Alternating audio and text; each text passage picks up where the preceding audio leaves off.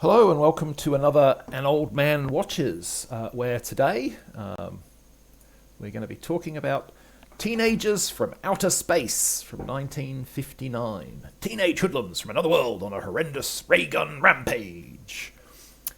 So basically the premise of this film is that a bunch of aliens come to Earth and they come to the planet because they're looking for a place to raise gargons, which are a food animal for them.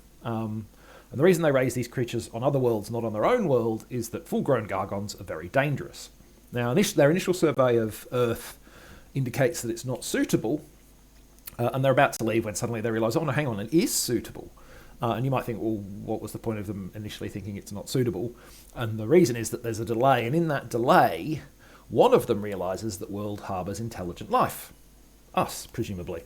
And he attempts to persuade the others that they shouldn't raise gargons on a planet that has an indigenous intelligent life form, but the rest of them are like, meh, humans suck, and we don't care. And so the lone rebel, who is the compassionate one, runs off from the others in search of natives to warn them about their impending doom by a giant monster from outer space.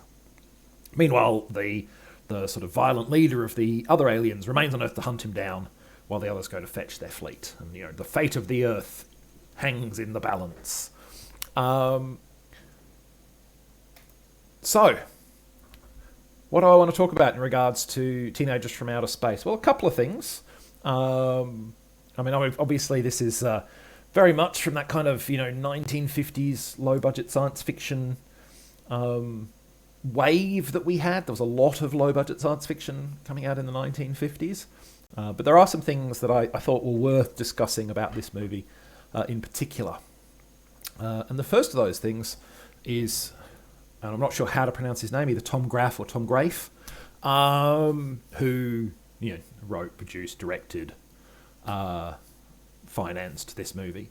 So Ed Wood may be the most famous of the 1950s micro-budget mavericks, thanks in large part to the kind of infamy of Plan 9 from Outer Space, and because he got a biopic starring Johnny Depp. But to me, Tom Graff, I'm going to go with Graff, Tom Graff should definitely be up there if some unrelated off-screen issues hadn't limited his output.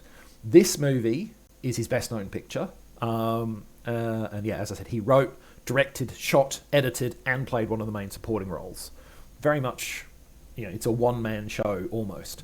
He also shot the movie on $14,000, which, to give you some context, would be about $110,000 today, so not a lot of money, and about a quarter of the money that Ed Wood spent on Plan 9 from Outer Space. So, he was definitely able to walk the micro-budget walk. But the thing about this movie is that it's not just made on a quarter of the money of Wood's films, it's also a much better movie. Now, it's not good. Let me, the writing is clunky and quite trite, the acting is pretty bad, but, it's fun in a way that a lot of Wood films aren't. And it's an astonishing achievement given the constraints put upon it and the ambition of some of the scenes. Which brings me to my second point, and the kitchen sink. Because Teenagers from Outer Space is not a movie that is content to have a guy in a cloak hang around a cemetery. It features spaceships, ray guns that melt you into a skeleton, and even a battle with a giant monster. It's fantastically ambitious for the resources that it has. And look, I'm not going to pretend that it achieves most of those ambitions. I think it falls well short of them in a number of cases. The giant monster in particular, the way that they do that is quite hilarious, and yeah, it's kind of worth seeing the movie just for that, frankly. But yeah, I can't help but feel that Tom Graff deserves a biopic far more than Ed Wood does. Somebody get on that. Last thing I want to talk about, and this is kind of fairly meta-textual, but in 2001, a filmmaker named Larry Blaymeyer released a movie called The Lost Skeleton of Cadaver, which was a love letter to 1950s paranoia-infested micro-budget science fiction like this movie.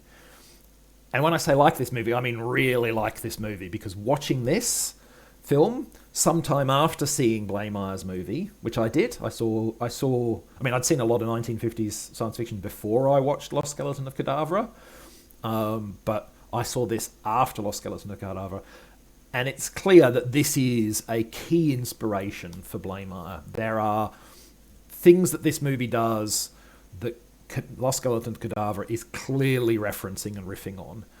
And as a big fan of that movie, that made this one all the more fun for me to see that heritage coming down, 50 years, or 40 years back then, 40 years later, into another movie, which is great fun, by the way, and I'll talk about probably at some point in the future.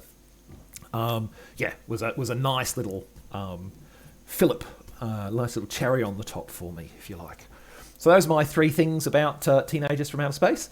Next time, I'm going to talk about slightly more benevolent aliens, the 1980s BBC, I think it was, or ITV, certainly British, TV serial Chucky, based on a John Wyndham novel. John Wyndham probably best known for Day of the Triffids, or The Midwich Cuckoos, or The Chrysalids. I nearly blanked on the name. Apologies for that. That's next time. In the meantime, I hope you enjoyed this one, and I'll catch you for Chucky.